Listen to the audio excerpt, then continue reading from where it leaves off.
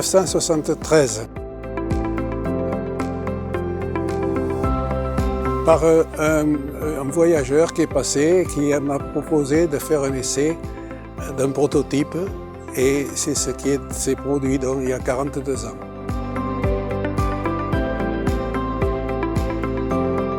Ah oui, mais nous avions une assurance, une petite assurance qui n'était pas assez importante pour couvrir nos frais. Oh, tous les 2 ou 3 ans, on avait de la grêle.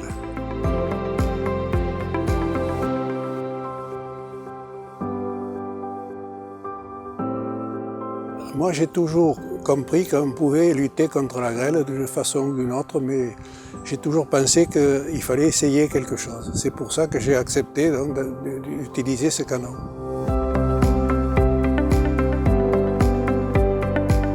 Ah oui, oui, oui. En 40 ans, on a eu quelques petits grelons quelquefois, mais qui tombaient très mous.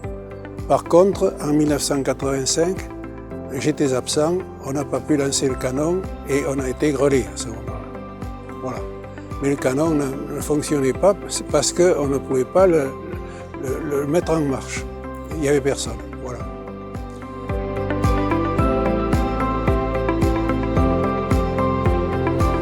Ah ben, uniquement, on constate puisqu'on est là en permanence et on s'aperçoit si vraiment il tombe de l'eau ou de la grêle.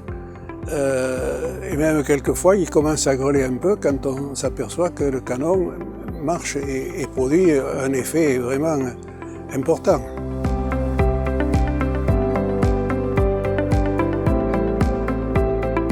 Oui, il y en a. Il y en a dans un périmètre de 500 mètres à peu près, un diamètre de 500 mètres, on arrive, oui, à trouver des gens qui ont été grêlés. Et ici, un peu quelquefois, mais très peu, et ça n'a pas fait de dégâts.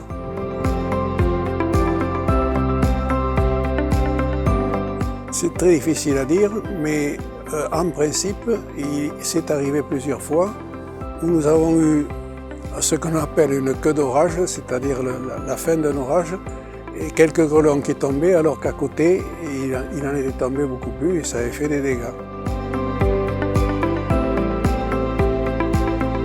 Tous les 2 ou 3 ans, à peu près. Tous les 2 ou 3 ans, on risquait d'avoir de la grêle.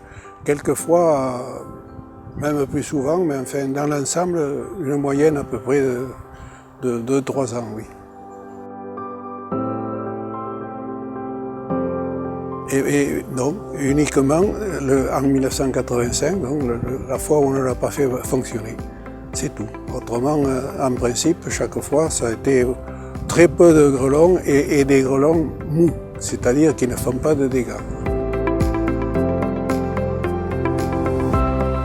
Oui, toujours.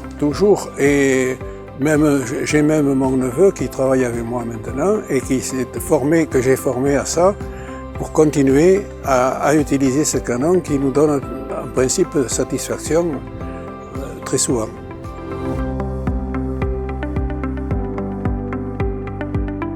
Ah oui, Monsieur Olivier a fait pas mal de modifications pour le mettre à peu près aux normes, même bien qu'encore il ne ressemble sûrement pas à ce que vous produisez actuellement. Mais enfin, il marche, il fonctionne très bien et il n'y a pas de problème.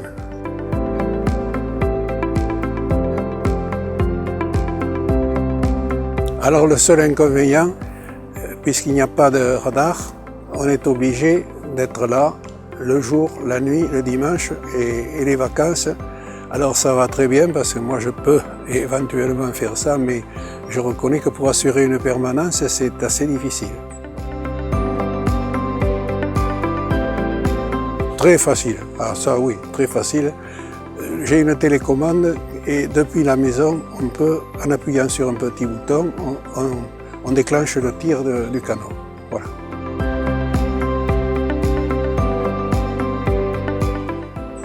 Ben, c'est quand on a sa récolte sur les pieds de vigne, on cherche toujours à la sauver. Et on se raccroche au canon, puisque c'est la seule façon de pouvoir lutter contre la grêle. pour moi. Actuellement, il n'y a pas autre chose. Je sais qu'il y a d'autres produits, mais qui sont inefficaces parce qu'on a eu beaucoup de grêle dans certains coins. Et malgré ça, à l'Héliodore d'Argent, par exemple, il y a eu vraiment des contrées ravagées par la grêle il y a 2 ans. Là, ça a été terrible. Mais on est tranquille, on est en sécurité. On pense que notre récolte est à l'abri des intempéries, du fait qu'on a un engin qui fonctionne très bien et qui est efficace.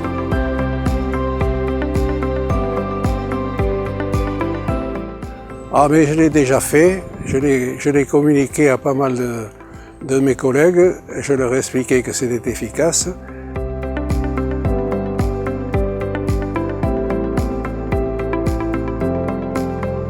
Ah, très utile pour éviter justement quand on est absent ou autre d'être grêlé.